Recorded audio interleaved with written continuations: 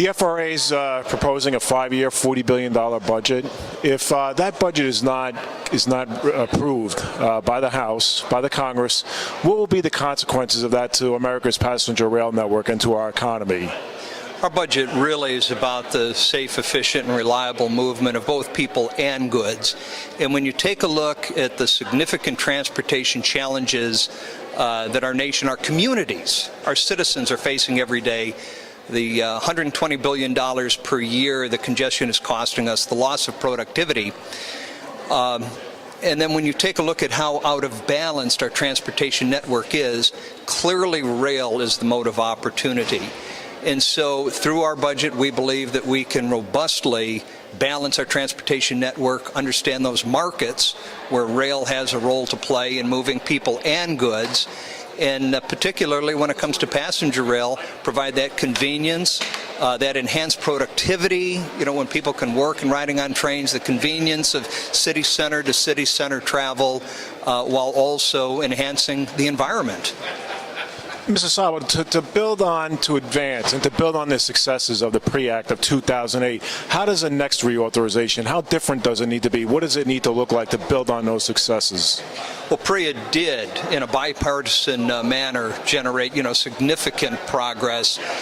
Passenger rail riderships at an all-time record high for Amtrak. On-time performance is at an all-time high, and the financial position of Amtrak is at a 42-year best. And so those were some of the successes of PREA. It was a wonderful first step. But now, as you look at the transportation challenges we have, it's really time to put rail on parity with the other transportation modes, provide a balanced transportation network that allows people and goods to move on the mode that is most efficient for a particular journey, and so rail's the mode of opportunity. Mr. Sabo, what was your reaction to Congressman Mica's proposal to privatize long-distance routes?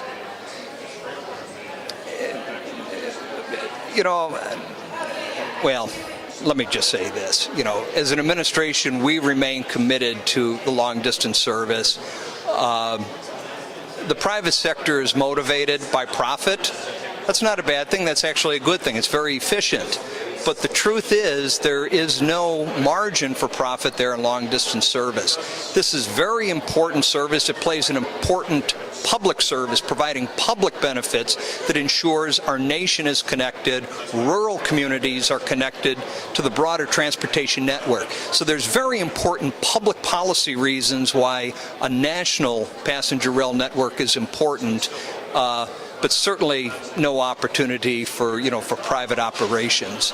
And let me also say this: the private sector looks for certainty, and until we have a predictable, sustainable source of funding for rail investments, like we do for every other transportation mode, there's never going to be an opportunity for privatization of operations.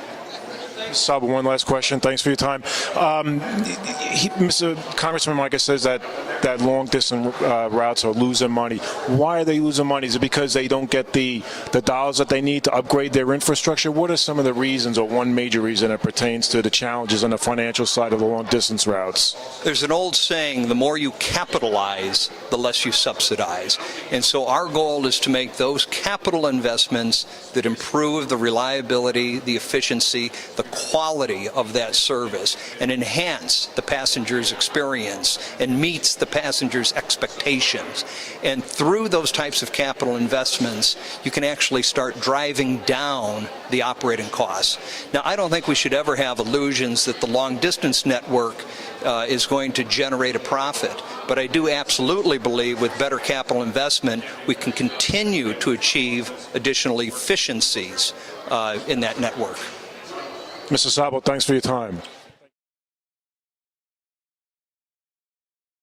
Congressman Nadler, thanks for your time. This coming Thursday is a hearing down in Washington, the Subcommittee on Rail and Transportation.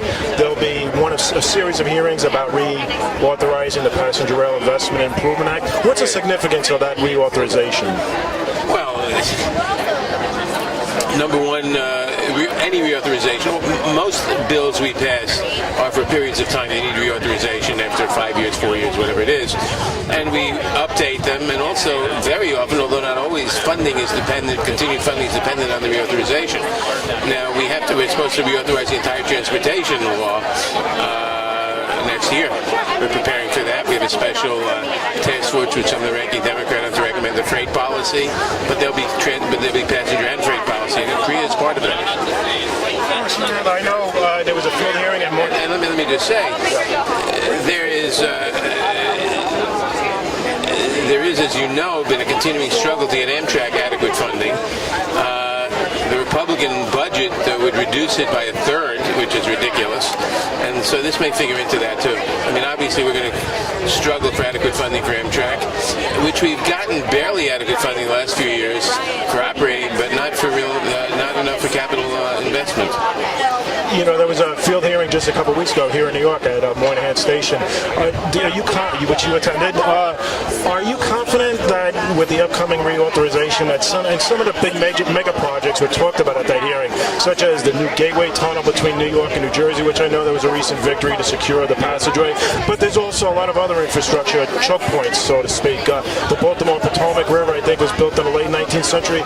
Do you think this upcoming reauthorization would set aside some money for these big mega projects? I hope so, but I don't know that at all. It's a continuing struggle.